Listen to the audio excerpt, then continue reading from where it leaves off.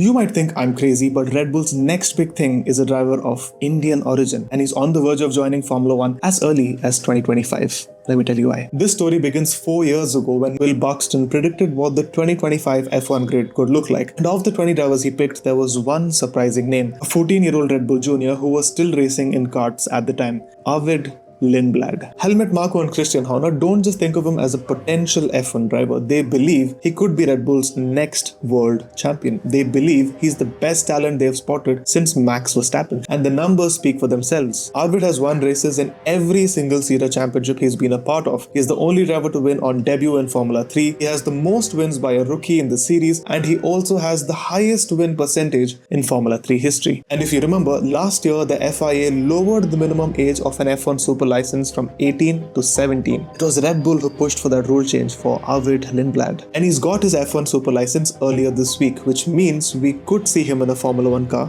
this year. The other thing is Arvid's mother is from India, from Punjab. He grew up in the UK, but he's still deeply connected with his Indian roots and traditions. And for the longest time, Indian fans have wondered when would one of their own break into Formula 1 once again. And with Arvid, that moment feels closer than ever. And maybe one day when the champagne flows and the world watches, he'll lift that championship trophy, not just for himself, but also for a land that's always been in his heart. He's racing in Formula 2 this year, but keep an eye out for Arvid Lindblad. His journey is just beginning.